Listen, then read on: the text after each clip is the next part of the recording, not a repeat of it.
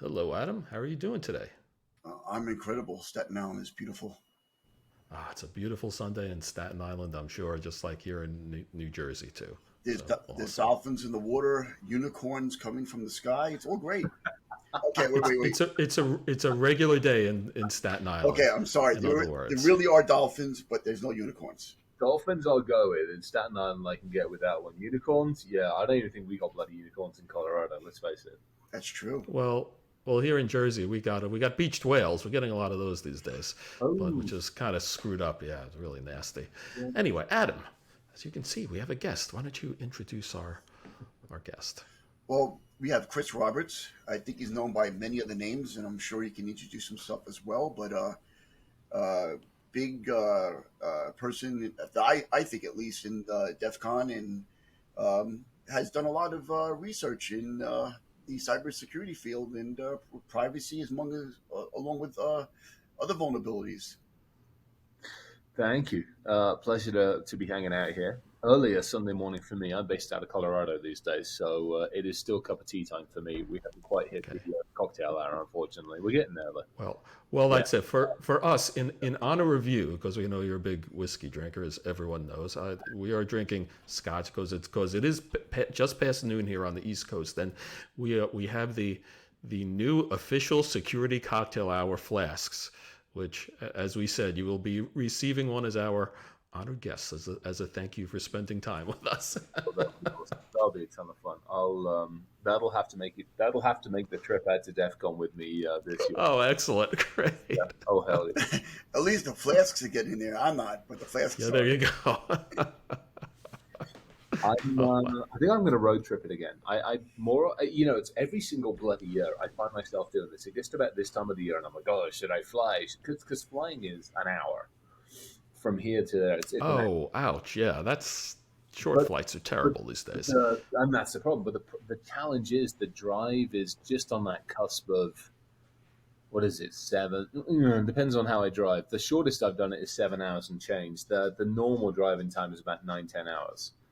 And Really? Is that like an out west thing that a 1 hour flight turns into 7 hours like that? So it would be like, because wow, you got the mountains, mountains and everything. Yeah. seven, Oh, wow. Gosh. 760 miles. So it's probably a bit more than an hour's flight, maybe an hour and change. It feels like it's an hour, maybe it's an hour and a half, or something like that. Okay, fair It's enough.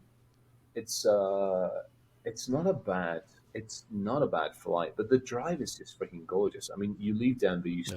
head straight up into the hills, and then for 600 odd miles, you're bouncing around canyons and hills, and it just reminds you this country is pretty freaking amazing. It's a nice reminder for that. It's so embarrassing. I've never really been out there, and like people like yourself who are not native born Americans. I've seen way more of this country than I have. It's the American thing, but I do go to Europe. But I gotta Well, make it out there one of these days. I know it's. I've done the East Coast trip as well a couple of times from this neck of the woods out to New Jersey, New York, and Atlanta, and Texas, and all sorts of other things. So yeah, I don't mind road tripping, and especially when you've got goodness knows because normally I take at least one or two of the suitcases worth of whiskey with me and 30 kilos of rum. So there's a hell of a lot less questions when you turn up. When you turn up to the airport with like 7 gallons of inflammable liquid that you want to put on their precious airplane, Oh wow. and all the weaponry as well. Because I've done obviously the DEF CON 2 a couple of times. So the best one is driving across Utah with like gallons of alcohol, numerous armaments, and about 5, 10, 15,000 rounds of ammunition. It's like I'm a little self-contained militia. It's kind of fun. I mean, it's kind of funny because Adam, you and I have never met. I know Adam had met you a senior talk at a conference, and he was like, describing you and everything, and I'm like, you mean he travels around with weapons and boxes of whiskey, and he's doing this? I'm like, is this like the Hunter Thompson of security? This guy's great. We gotta have him on the show. you know? Oh man, yeah. I mean, it is literally the suitcase of whiskey and weaponry. And Wow. I'm pretty sure I threaten folks with tasers on a somewhat regular basis. Oh, I got banned from Twitter.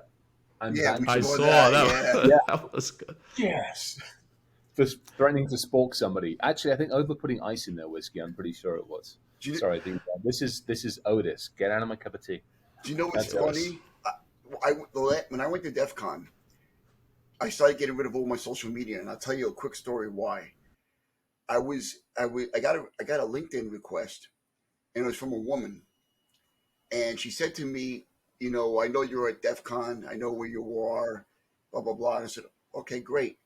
I said, you don't even need to know where I am. I'm sitting on this chair at this resort, at this hotel, wearing this shirt. Come see me. And she goes, I can get into all your stuff, all your data. I said, go ahead. She goes, you were really screwed up when you were in Afghanistan. I'm like, oh, I was never in Afghanistan. I never told her that. And then I blocked her on LinkedIn, and I haven't heard from her since. But I still keep LinkedIn, but I got rid of everything else. I got rid of Facebook. I got rid of Twitter. I got rid of everything. Though I keep my OnlyFans page. No, I'm joking. OnlyFans. Oh, love it. Yeah, I don't have one of those. I've got, I don't know how many. I think about half a dozen or a dozen Facebook profiles. None of them are in my bloody name. We use them for doing research. Really? Oh, Yeah. wow. That's another Yeah. thing I did. I created a fake LinkedIn. I have over 600 people, and including, and God bless his soul, I mean, God rest his soul, Kevin Mitnick. So Yeah. I added a lot of cybersecurity people, and they did add me back. I was surprised. Tough though, because I mean, I get you see my LinkedIn. It's pretty it's pretty busy. I keep it pretty active.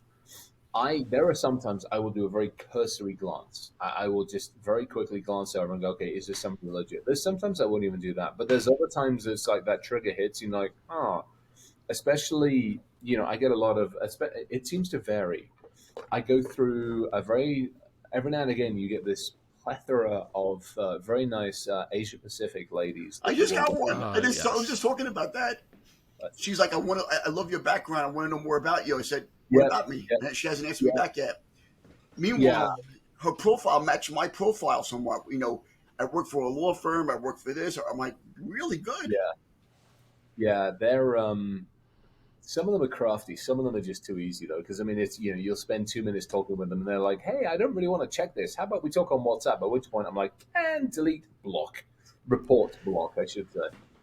Yeah, I kind of feel bad though, and it is like, you're being played, and it's such a sad thing in the world because like they're Yeah, the obvious ones, the very pretty, pictures yeah, of the Asian ladies, whatever. But then I get some things that are like from students, especially from overseas, and I'm like, it's so dodgy. But then again, we're trying to help people. You do want to get people engaged if someone really wants to learn. It's so. I But I think guess that's the point. I'll So, typically accept more students than I will pretty lazies from Asia Pac. Let's put it that way. Hopefully, yeah. so insert rant here. Do you remember, Chris, when I sent you the email? I sent it to Joe also, that we're looking for a person that has entry level in cybersecurity with 5 years of background and knows how to do podcasts. And I don't want to mention the name of the woman, and I said I wouldn't, and I won't mention the name of the company. And they want to pay 75K for somebody who's entry level, that has 5 years experience, that also knows how to do podcasts. These are the things I get on LinkedIn. I'm like, and that's, I mean, I shot that back. I'm like, because I'm like, okay, part time, that'd be a great little part time gig for somebody. But it's just like full time. I don't get it. I mean, we see so much of that in this bloody industry. I think that's part of the problem as well. Is we're sitting there going, hey, we want students in, we want new people in, and then you run into folks who are like, well, but they need to know how to do, and there's this laundry list of But they bits. don't. Yeah, And I mean, that's it. It's Look, like all I want is the heart in the right yeah. place, the ability to learn and ask questions. The rest I can teach you. I had a scary conversation this week with a guy who does like career training, counseling, whatever, and he's saying like, yeah, what. The whole recruiting thing is a complete mess. They come up with these lists. They want the rainbow farting unicorn who, Yeah, who wants to, rainbow farting who unicorns. wants nothing. Yeah, exactly. Who wants to work for nothing. And I asked him, I'm like, I'm a little scared for the future because it's like, okay, it's one thing for people who, a little older like us have the experience and everything, but where are the kids going to come from? You're seeing these entry level things. Yeah, they want stuff. And he's like, you want to know the truth? The kids have got it bad because it's like they're coming out of school and like, if you don't have like these ridiculous numbers of internships and side things and whatever. They're not going to be able to find a job. And I'm like, God, no wonder half of them are, pissed off Yeah. at the world over this stuff. I can't blame them. But No, yeah, I'm kind of with you on that one. It's what we ask is ridiculous. That's why.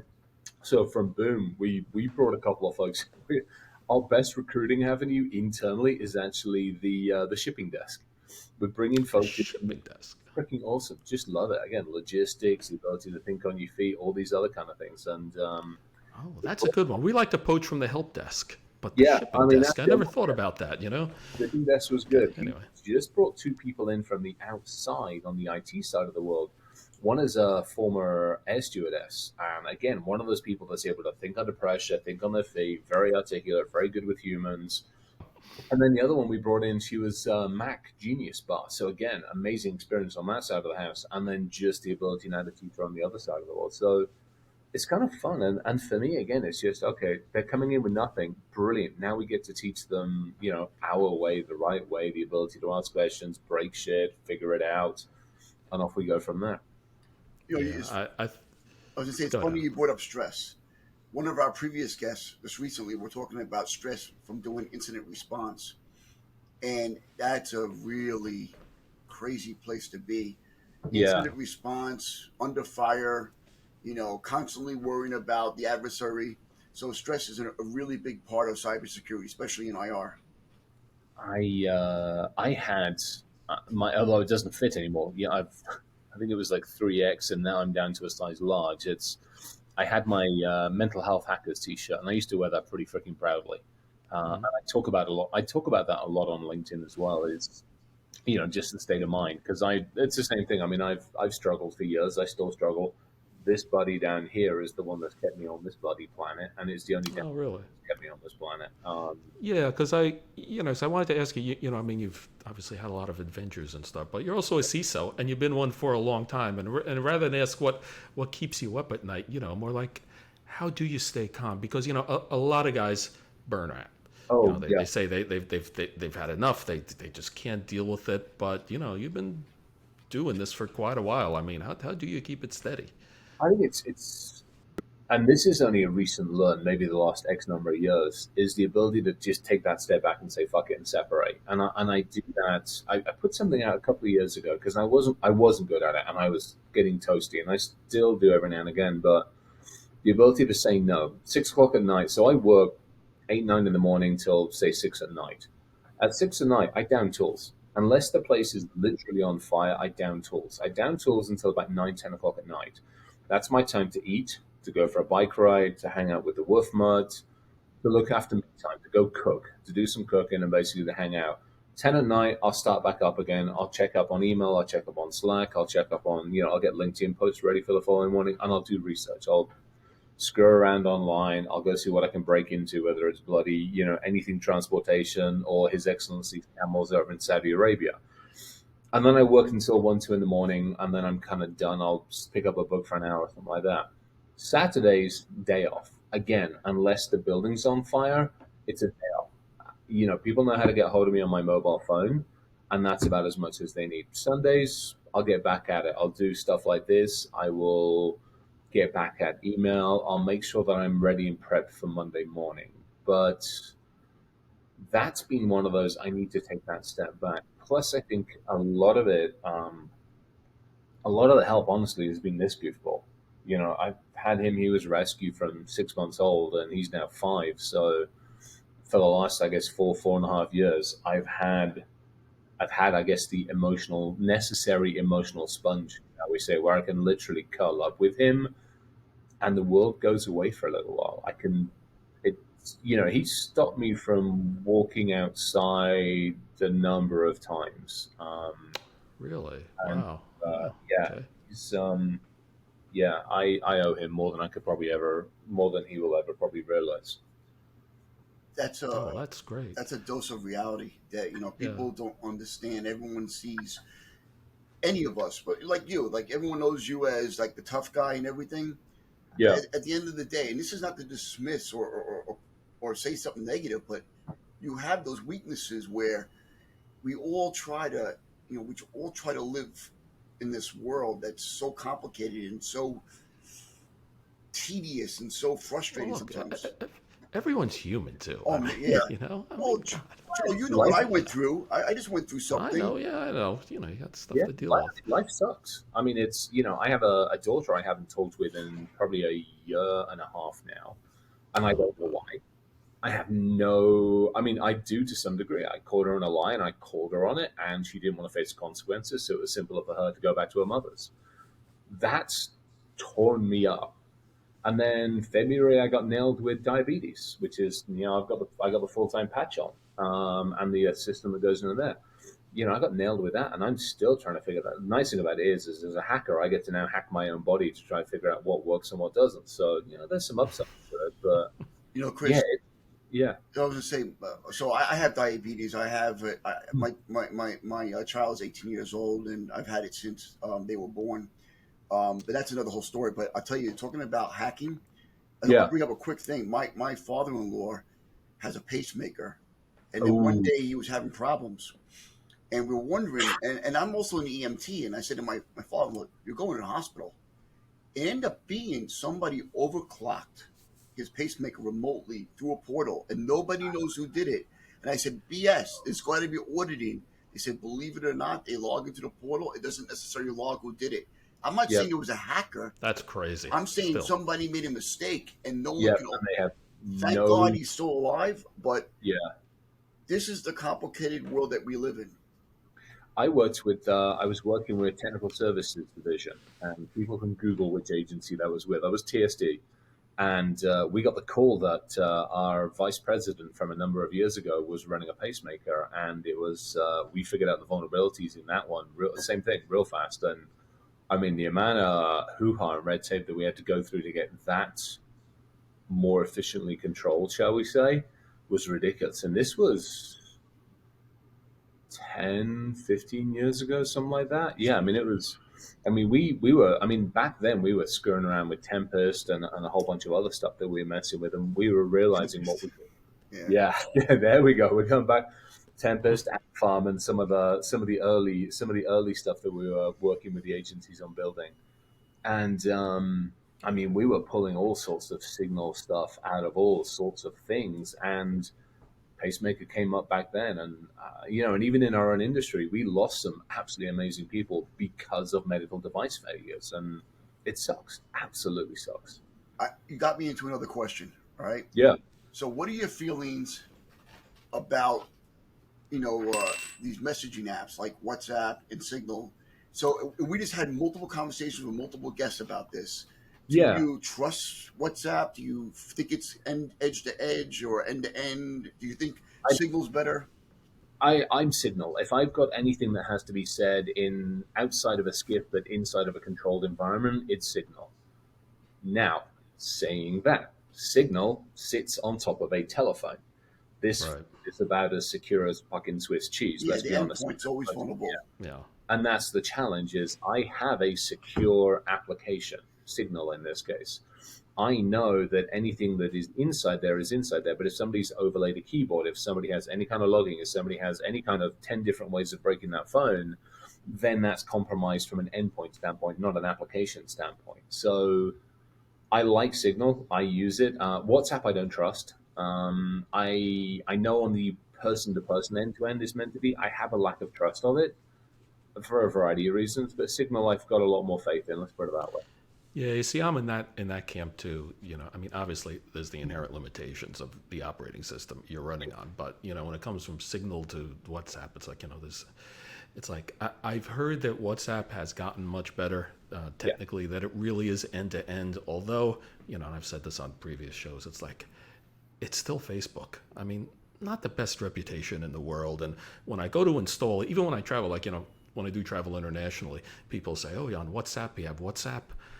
It's like I go to install it. The first thing is like, can it read all your contacts? Can it do all the stuff? And I'm like, I don't want to give that to Facebook. right. I'm just not comfortable with it. I did an expose on TikTok several months ago on my LinkedIn post. It's probably one of my most read LinkedIn posts. I think it last time I checked it, it was sitting at like 750, 800,000 eyeballs on it. And there's a good reason because I mean, I took TikTok to pieces, literally to pieces, Mhm. and I decompiled it. I was running through sniffers. I did a whole bunch of work on it. Okay.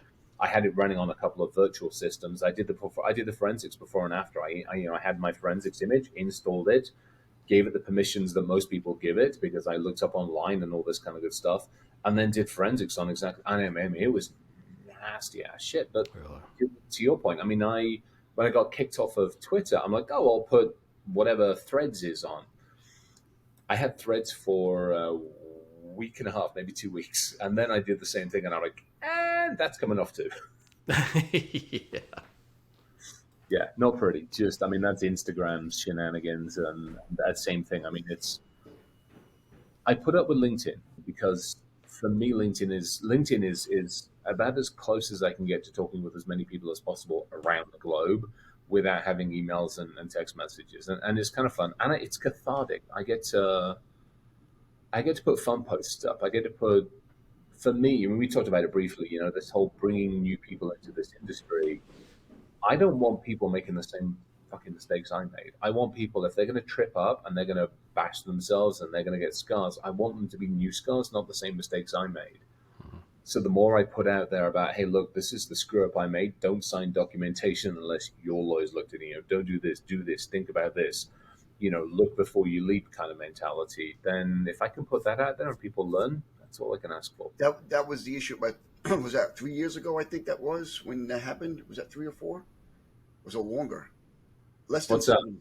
Well, I know that you ran into an issue where you signed. Oh, the aviation stuff? Yeah, that was ironically so. That was crazy. That was 2015, 2016. That was when it all blew up. We've been doing the research from like 2009, 2010 through about 2015 because I stood up at Sky Talks and I gave a Sky Talks talk on what you could do with aviation. I gave a Sky Talks talk on how to take over and take your own Patriot missile as well. That went down well. Yay! Yeah. Well, I wasn't talking about the Sky Talks. I know that you ran into an issue where you did some documentation or signed something, and you caught. And Oh yeah, that's what I was. Yeah. the X from hell. Yeah, yeah. That's I'm So this year is an interesting year for a bunch of reasons because this is actually the 10th anniversary of that document being signed, and the remainder of that note is due this November. So for Oh. backstory, oh yeah. So when One World Labs got created, so with all the aviation stuff, the investors that we had pulled back. That on my part didn't choose the right investors. They were risk averse more so than I thought, and rather than making good out of a bad situation, they took a step back. They managed to. We had to cut half the development staff immediately. We had to do a bunch of other things. We ended up having to close One World Labs down, and ironies of all ironies, those investors that pulled back actually bought the assets from the bankruptcy court for 50,000, which is why we now have a company called Dark Owl. Meanwhile, I had signed a document at the behest of the company to take my ex-wife out of the company, and I was on the hook for that money. And it was 10 years of paying $2,500 a month for 10 years, every month for 10 years. And at the end of that 10 years, a note for $800,000 is due, as in this November. I have to write a check for 800,000. Now, I don't have $800,000 sitting in the bank. Yes, I'm a CISO. Yes, I've done okay, but I've also paid That's a lot of money. CISOs don't make a fortune, Jen, except for a very, very small a very, number. very small We got to amount. tell I'm looking people, at yeah. a small amount. Yeah, so I don't know what's going to happen this November. The note's due, so if I know her, she'll have lawyers at the ready. So we'll be fighting in court over the holidays and New Year. And I mean, there's nothing I can do. I'm going to hit a brick wall this November, and I don't know what to do. It's GoFundMe page. yeah. GoFundMe page. No, I don't want anybody paying for Yeah, my I mistake. remember that. I remember that. Yeah, no, I very, very, very, very upfront. I'm, with everything that's going on with Boom. Boom is in good shape, and we're an amazing company.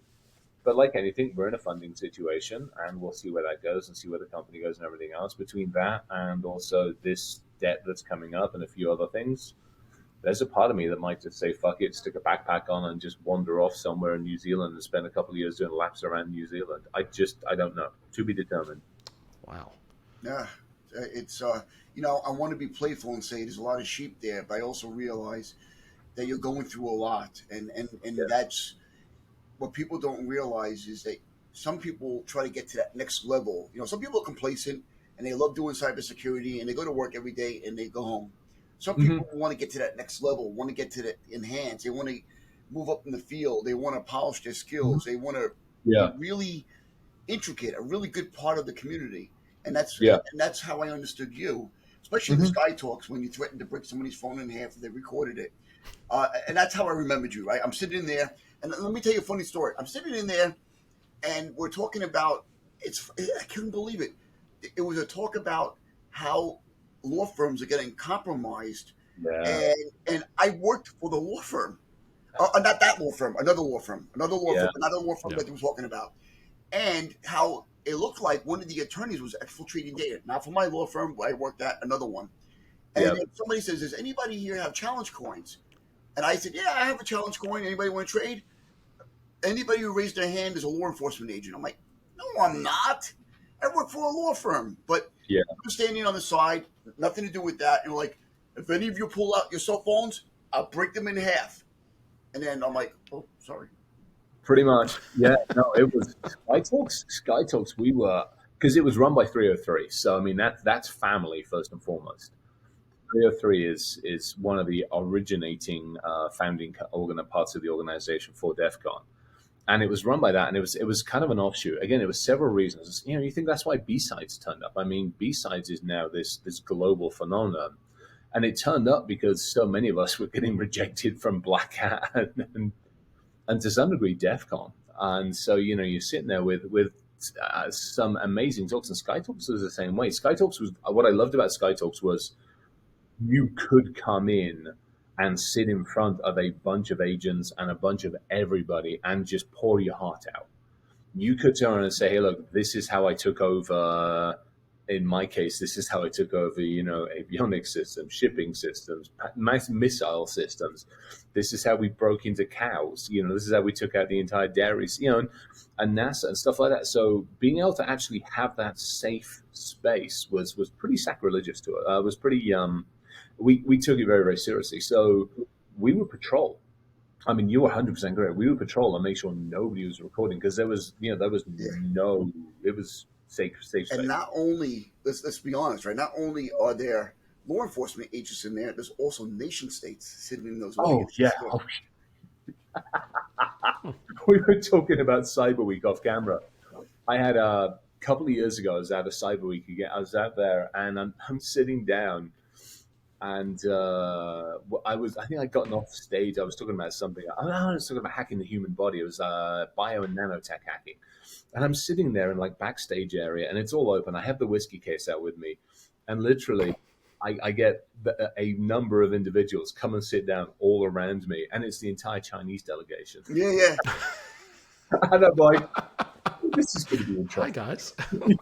Hi, how y'all doing? Yeah, Wow. yeah, that was an interesting 20 minutes. Definitely, bless him. So Oh, let's talk about your birthday, January 1st. oh, what was it? 1171, I think is what I put Yes, up on the LinkedIn post. yes. Although I think, you know what, we have to validate this because I want to say, let me look at, oh, you know what I think I've got on my LinkedIn? I'm actually looking at my LinkedIn profile. I think I say, because only a few people have spotted it. There we go. Education, University of Oxford, 1900 to I saw 1900. that. Yeah. Yeah, Yeah, I saw that. I think literally only like two or three or four people have ever questioned that. It's just, I did spend time at Oxford just to quantify things. I Okay. actually did spend time at Oxford. I lasted almost a year at Oxford before I got bored and I realized, yeah, a bunch of things. Then I got back into the workforce. But I mean, it's so I'm the 1971 is actually a year off. It's actually 1970, and I think so many of us that have to put our birthdays in. If it's not even if it is a legally binding document, let's face it, we still do it. But if it's Yeah. not, I mean, if it's like LinkedIn or if it's any other sites or if it's you go out to the alcohol sites, they're like, hi, you're over 21. When were you born? 1170 or 1171. That's like the default for us. I mean, so many in InfoSec's birthday is January the 1st, 19 or 2000, whatever the heck it might be. I actually didn't know that one until Adam told me about it. I'm Oh, like, no that way. makes Yeah. Oh, sense. yeah. I Yeah. refuse. I Well, I mean, I can see that, and sometimes it is ridiculous. They're like, "Oh, I need to know your age, like over 21, well over 21." yeah, That's really all you need to know. yeah. The you gray know? has been shining through for a few years, people. It was, the ACLU attorney that we interviewed. We were talking about, what information you need to give in the Fourth Amendment. Not everything Yeah, is required. yeah. No, absolutely. It's I for a variety of reasons, I hit the dating sites. I'm in that kind of limbo mode of I'd be nice to have somebody to hang around, but at the other point, as much as Milo is good, he drills, and it'd be nice to have somebody around. That's too Okay. much. And so and same thing. It's like, hey, you can go take a look, and it's just like, okay, I want to look, and you can't even look without putting in your own profile. So back onto Proton Mail, back out to burner phone numbers and stuff, and so you start putting in John Smith and this, and you're like, if anybody ever picks his profile, I have a shit ton load of explaining to do. You talk about burner Well, phones. I had a burner phone. Joe gave it to me. I took it to DEF CON. It's in the bathroom stall somewhere. I left it there by mistake. Oh no!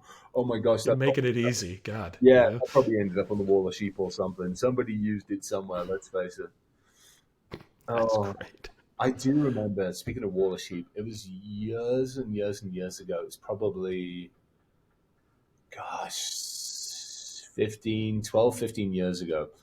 I will never forget the fact. So Lost used to do the challenges. I think he still does every now and again. Lost used to do these bloody challenges, and you would turn up at DEF CON like the night before, and you would bring like cases of shit with you, everything from all your wiring gear to physical gear to all sorts of anti-tamper gear and everything else. Because his challenges took you through hell and beyond, and it was like 2.5 days of just sitting at this table doing his challenges. I will never forget. We were sitting there. It was probably like day 1.5 by this point, and somebody walked through with one of those, the jaw buns you used to have that you would the Bluetooth ones. Oh yeah, I had one of those. Didn't work very well, Those are but easy anyway. to intercept. One of Very us easy. at all the tables. We were like prairie dogs. We were like, just, I mean, the guy didn't get to the end of the room before he was up on the wall of sheep. It was freaking I mean, it was like stress relief. It was just hilarious. It wasn't pretty, but it was fun at the same time. Oh, Bluetooth snarfing, stuff like that. oh yeah, yeah. A bunch of us built some of that stuff. So yeah, so much fun with that. So I'm not a hacker, right? But what I used to do was I used to take whatever device I had, whether it was an HP iPack or whatever you want to call them, and I used to send. I'd be sitting on the subway, Yeah, and then I would blast a text message to everybody that could receive it. I'm watching you, and everyone's like, looks up, and I'm like, I felt like a real hacker at that point. Oh. Adam's a lot of trouble on the subway. I'll tell you a funny story. I was with him once. We're like on our way to work. We happened to get on the same train, and I turned my head for like 2 seconds. Somehow he's gotten into this fight with this small petite woman who looked like she was ready to kick his ass. I'm like, what did you say to her? I oh, that's That awesome. being said, I got punched in the face like 6 times yesterday by a woman. I boxed, and I got in the ring with her, Oh, and then yeah, I was talking crap. Her name is Ariane. She's a beautiful woman, very nice woman. Mom has 3 kids, and she's been doing a lot of amateur fighting. I'm yeah, like, meanwhile, I was just did a couple of rounds with an MMA fighter that could probably hurt me with this one pinky. He went to go hit me, and I'm hitting him. He's punching me, and then she goes, "You ready for me?" I'm like, "Sure, I'm ready." She comes in, boom, boom, boom, boom, boom, boom, and I'm like, "Did you really just hit me like that?" I'm like, I'm punching her. I'm punching her face. Oh, I'm hitting my yeah. glass. Punching the face. Punching the face. Punching the face. She's against the ring. And I'm like, I'm feeling like a man now. And she's like, boom. I'm like, I got my ass kicked. I got my ass kicked. I tell my wife. She goes, "Aren't you proud of yourself?" I'm like, "Yeah." Oh, You like to fight people young enough to be your kids. I don't know what your deal is, but yeah. That's. I go out mountain biking, and I've started back up again since the diabetes thing. I started back up again because I knew I was dropping weight anyway because one, I'm getting older. Secondly, I'm not throwing freaking logs across fields anymore or hammers across fields. So I'm like, I don't need to be carrying as much as I was. So I started the beginning of this year at about 270 ish, 265, 270. I'm down like 215 at the moment, God and bless you. Wow, that's good. yeah, some of it came off properly, some of it didn't. And I'm back out on the mountain bike. And so what's pissing me off now is mentally, I'm doing the same thing. I'm doing the games to not chase those bastards that are like one third of my age that just go by me like this. I'm like, I hate you at this point. Or now I'm realizing all these freaking e-bikes that are out there. So you're sitting there, you're pedaling like a lunatic, and somebody goes skidding by at like 5, 10 miles an hour. Yeah. Yeah, I'm like, you asshole. And then you realize they're on a freaking e-bike. And so, Yeah, it's like a plague in my town. I live in this nice suburban town in New Jersey, whatever. You know, my kids are in high school, and I see these kids with bikes, and I'm like, they're bikes, and they're electric bikes, and I'm like, what kind of sissies are these kids? They're like 16-year-old kids with an e-bike. What the hell is that all about? You know? those freaking things, I looked at them for shits and giggles. I took a Trek one out, and it was the heck was it? It was their Trek fuel. It was like a 9.7 or a 9.8 Trek fuel one. Bloody expensive, like $8,500, $9,500. One of these stupid. What? Yeah. Yes. I, I can get you used motorcycle for half that. No. I can get you one, For half the price. Chris. I can get you one for $200, freshly used. We can get one for you. Freshly used. Brooklyn, Staten Island, we'll get you one. Yeah, There you go. That's I'm right. with you on that one. Oh my! I know. I'm just going to wait on the bloody side of the hillside one day and just dunk somebody off with one of theirs. Clothesline them. Half a tree trunk to the side of the head. I got one sorted out pretty quickly. No, it's yeah. It absolutely. I mean, I took one out for a test drive. I can absolutely see the appeal of them. You know, when you're going up a freaking hill, it's a nice little bit of assist. Especially again, we're getting a little freaking older. But at the same time, it's cheating. There's a part of me that's contemplating one for going to places I would never go. You know, if I'm on a 20-mile ride on mountains and I want to go that extra 5 or 10 miles, but I don't fancy doing another 2,000 freaking foot of stupidity, it's useful for that. But for the rest of it, I'm like, no, get your ass off and make yourself work. I've been doing work in another part of New York City, and I've seen families with it. Typically, a mother has 2 or 3 kids on one of those e-bikes, and they're either bringing them to camp or whatever it is.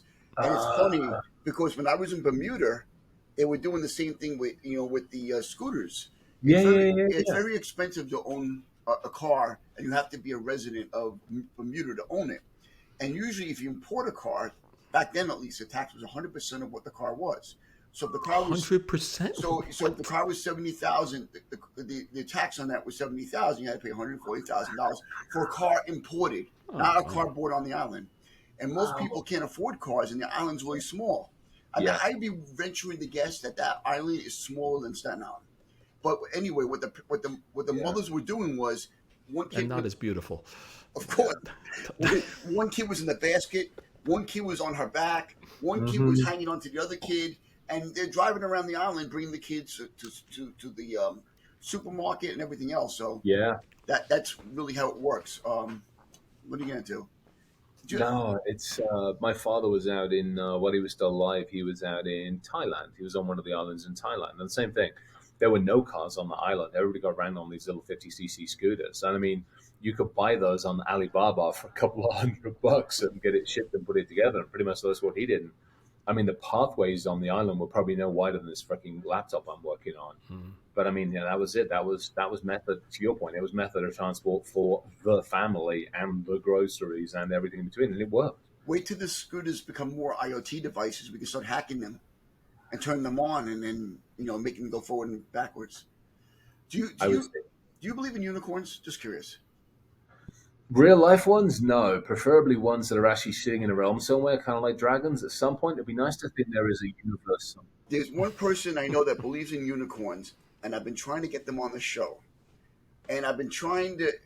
Uh, Joe says I'm stalking, and I'm not stalking. I've been trying to get Ryan Reynolds on the show, and I wrote him a couple of Oh, emails. God. The Ryan Reynolds So thing again. so Yeah. so I wrote to Ryan Reynolds. I'm like, dear Mr. Reynolds, Yep. we'd like to have you on the show. We know that you're somewhat of a business owner, Oh yeah. somewhat successful, and we would like to get you on to discuss, small business. Looking forward to your response. Can you believe this guy has thought of every like every email that you might have, and then he says, "Hi, this is Ryan Reynolds' bot." ha ha ha, you didn't get me type of thing. So he has like R Reynolds. Oh no Yeah. way! So So he he's had got like a whole bunch 50 of. SMTP Oh, aliases, and he sends it oh. back. And I just want to show up at his house and say, "Would you join my show?" Oh God. A little bit of OSIN. We can do this. We can do this one. I tried getting in another person, another guest, to help me get the email address, but he says I am not helping you. That is stalking. No, I Yeah. know a few people who we could probably lean on to do that one pretty easily, actually. This Joe, like, oh my God, don't say that. No, I just got to stay out of it because when Adam gets pinched for it, someone's gonna have to continue the show for the 2 to 3 years he's in the can. You know. You know what though? He seems, Down from to earth. all reports and from all visuals, he seems like the kind of person who would actually would have fun with it and wouldn't take exception to it. Let's put it that way. I One of my favorite things about Ryan Reynolds is his MatchMe.com commercial with the devil and the woman. I don't know if you've seen it. It's an incredible. He has his own marketing company where these two meet online, and one's really the devil and one's a woman. She goes, "Me, call me 2020," and they go in, and there's the end of it. They're sitting with their hands around each other, looking at a bridge, and there's missiles coming down, and there's fire. I hope this year never ends. Yeah. It's Oh, pretty clever. I haven't. I don't know the last. I don't have a television, so all Smart. yeah, not had one 15 years, something like that. I don't know whatever as long as it's been. I did some stuff for a very well known fruit company many years ago, and since that point, I don't have to pay for any of the movies or TV or music. So I get a like stipend every year that covers everything. So I've always just had that stuff, which has been really nice. That's their way of doing their bug bounty for me, which was rather civilized. Oh, nice. Yeah, Oh, that is cool. yeah. They're I got a soft spot for them. Let's put it that way. I mean, they're still a pain in the ass. They're a big company and they gather everybody's data, but I've got a bigger soft spot for them than I have for a lot of others.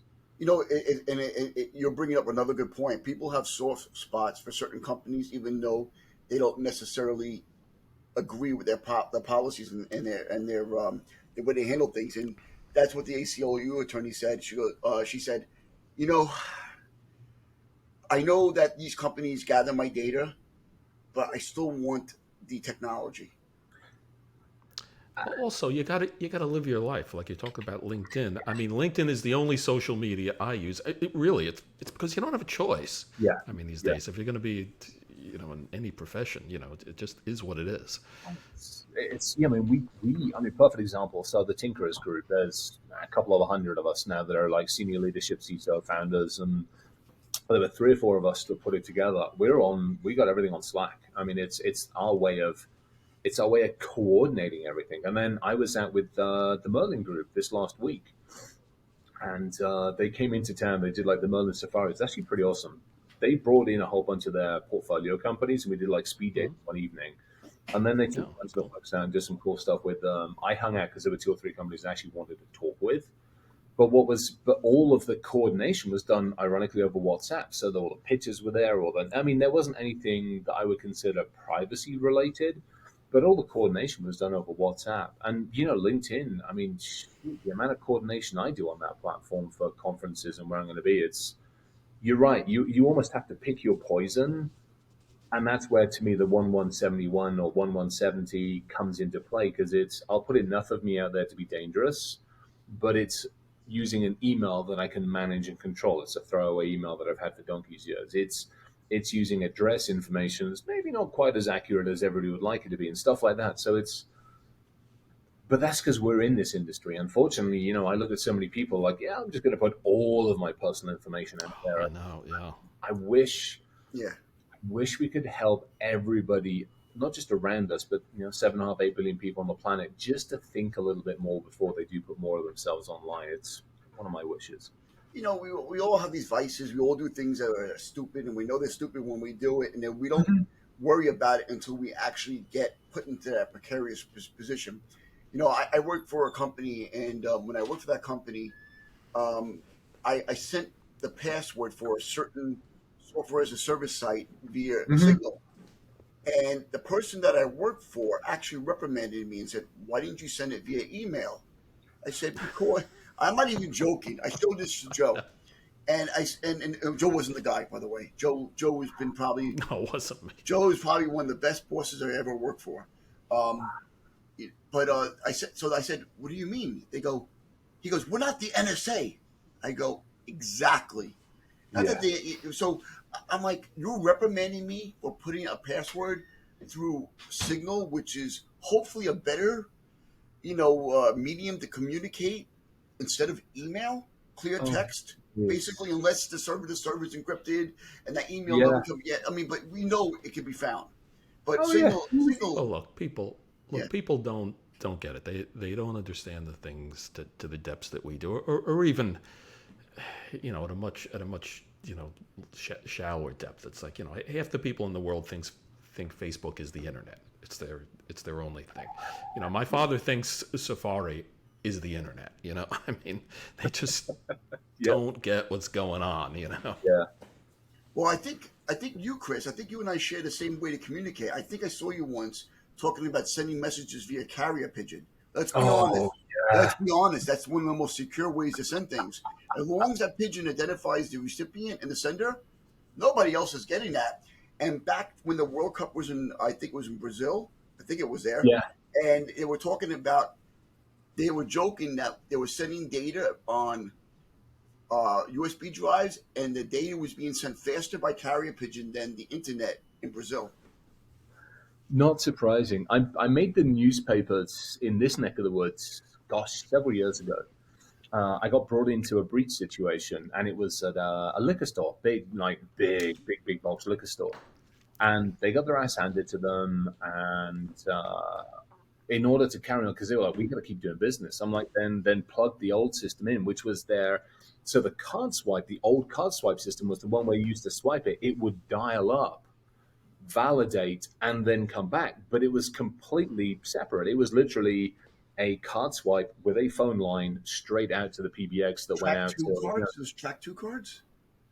It was the regular. So it was the regular. So the Yeah, system that got breached was their newer.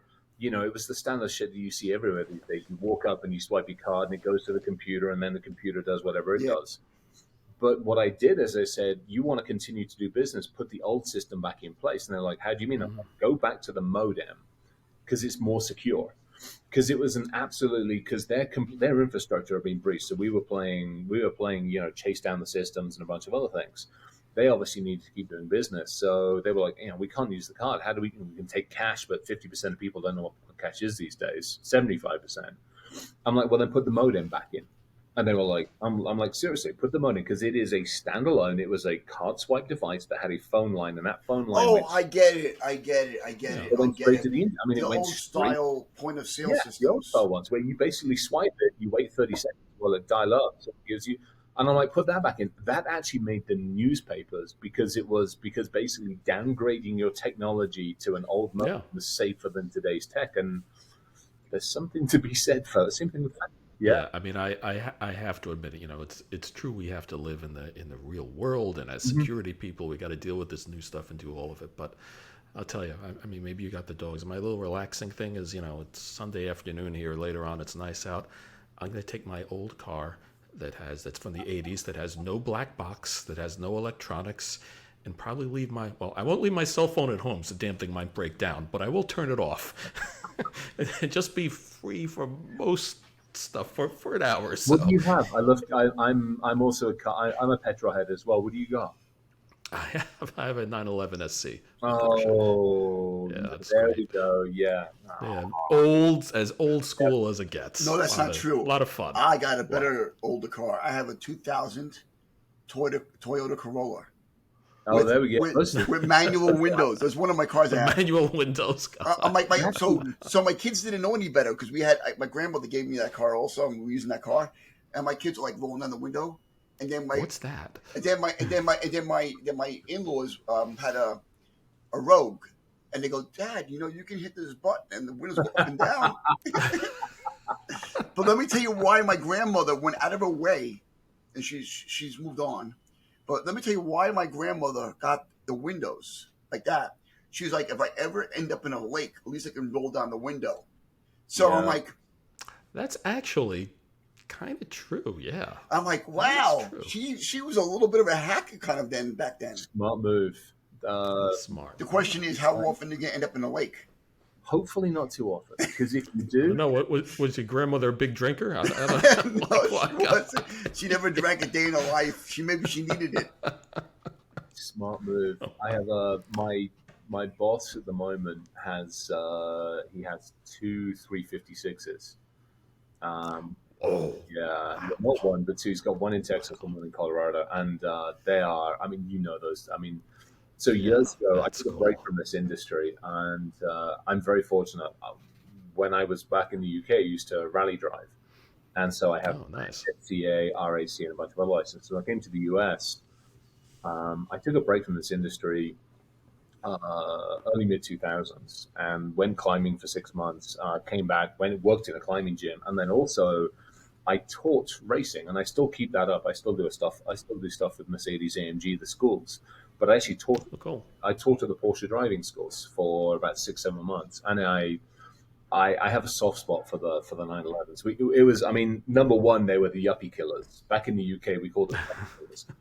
Because Yes. I mean, you know what it was like. You get to the end of the year, it was the Christmas bonus. All the yuppies would go out from the Wall Street, buy themselves 911s, and then half of them would end up in the fucking scenery like 2 weeks later because they did not know how the hell to drive the bloody thing. They'd be like, "Oh, look at Oh yeah, or the real high rollers, and they'd be like, oh yeah, the expensive one, that 930, that turbo, yeah, give me that.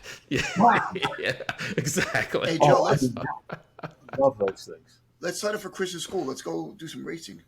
Ah, yeah, I would love to do that. I mean, we had so much fun because I mean, I up until recently I had a GT 350, and same thing. I mean, that's like the 911. Nice. It wants to kill you, and I love for me Yeah. that analog feeling with a car that's just like, hey, you either pay attention to me or we are both going in the scenery. There is something to be said about the purity of that, and I freaking And love it. and a little bit of difficulty too, because I kind of talking about cars. I mean, I've driven like more recent like 911 turbos, like 991s and stuff, Yeah, and it's yeah, like yeah. the thing is so on rails. It you can't make a mistake in it. It's like it's too safe. You guys, sorry, go ahead. No, You can if you try really hard, but one of the funnest cars I ever owned, and I didn't own it for very long because I bought it by mistake. Long story short, basically I went out to buy a washer and dryer, and I came back with a Fiat 500R Bath. Didn't buy the washer and dryer. oh, that's great. I did bought another. Probably the most fun recent like modern car you could ever buy. Uh-huh. Never driven one. Go fucking rent one. Take one out for a test drive. You can do stupidly illegal things at legal speeds. This thing would go around corners at like 35, 40 miles an hour on two wheels, just fucking scratching, making it to a four-cylinder That's Ferrari. funny. It was fucking hilarious. I just so much fun at stupid legal speeds. I want to do what Arnold That's funny. Schwarzenegger did, where in that movie, where he was like an agent, and then his wife was cheating on him, and then he goes to a dealer, and then he test drives a car. Yeah. What the heck was that? An Aston? Was that an Aston or something I got? Wasn't it something Uh, like that? he was, I don't know, he was like he worked for an agency that didn't exist. It wasn't the CIA, but Yeah, I think that was True True Lies, Lies. True that Lies. was it. Can you Yeah, imagine just that's it. taking a Yeah. car and then spinning it around with somebody Now in you there? got me one. I'm trying to remember what car that was. What the hell? I think that was an Aston. An Aston Martin? So I know. Also, they did that. Oh no, no, I'm wrong. I'm totally wrong. It was a vet. It was an old vet. And It they was a did that in Corvette. Bad Cool. Boys also. They stopped the car and it was what's his name in the car, the football player. And he goes, "Oh, we're gonna take this car for a drive. We're gonna beat the shit out of it." Nice. Oh my gosh, yeah, I forgot about that one. Oh, That was Hey, that. Yeah, hey Joe, you know what all we need right. to do, Joe? We need to go out What's that? to California. No, I'm sorry, Las Vegas. We need to go to a DEF CON, and we need to hang out with Chris, and we have to stand in sky talks like this. So it's funny. I was doing the sand. I'm still doing the sand cert, and yeah. I met a couple people online, and I was doing. God, I'm having a hard time. Sands 540, and I met this woman. Her name is Serenity, and she's like, Adam. She goes, with your background, you should go do a talk at DEF CON. And I just did a master's degree, and I did a paper on ethical warfare. She goes, that's exactly what you should do. and I missed the deadline on DEF CON. But she says, you can always volunteer. And I reached out to people, and nobody responded to me.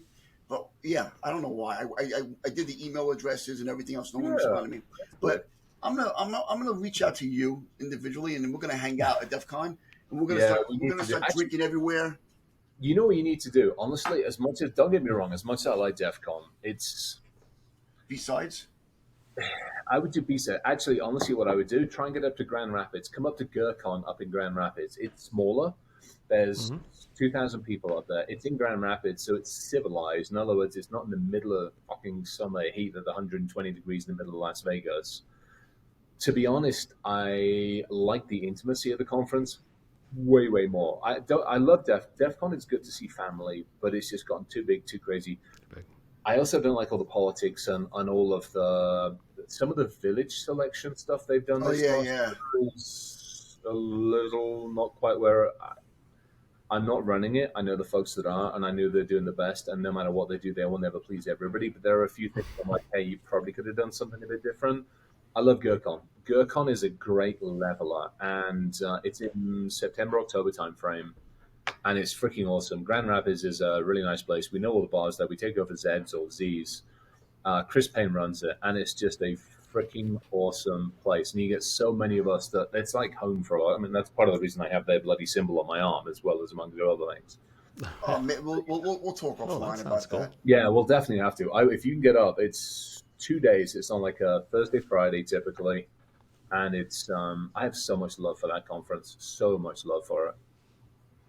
Oh, that's Do you great. ever end up in New York City or?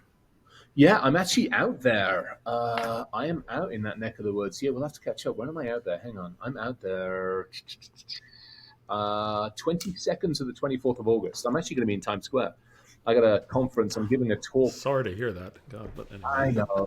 It's always an interesting human experience, shall we say. What type of conference? It's so Sempris they're doing like their annual user conference, and I know them behind the scenes. Mickey and the team over there are absolutely fantastic, just good people. And they hit me up. They're like, "Hey, if we could pick up your airline ticket, you fancy coming out?" I'm like, "Oh hell yeah!" So Alan Alford's going to be out there as well. So Alan will be there. I'll be there. A bunch of other folks. So yeah, if you're in that neck of the woods, it would actually be fantastic just to catch up one day, one evening, and just grab drinks and go from there.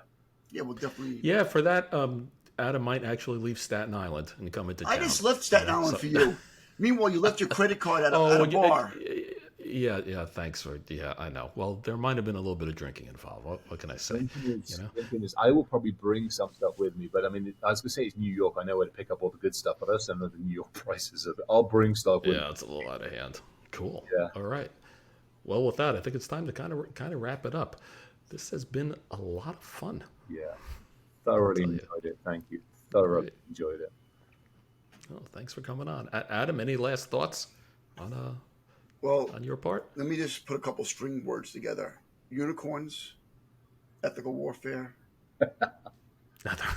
conferences. That's got to be a talk. Now you need to put a talk in at some conference somewhere. You've got to put a talk in about unicorns and ethical warfare. It's got to happen. Please. There you go. Maybe I we will can help use you build unicorns in ethical warfare. I will help you build the damn talk. I will put time aside and help All you. right. It's so freaking hilarious. Yes, sir. Cool. Okay. All right. That sounds like fun. All right. Hey, Chris, thanks a lot for joining us. Absolute Appreciate pleasure. your time. It's been great meeting you and great talking to you.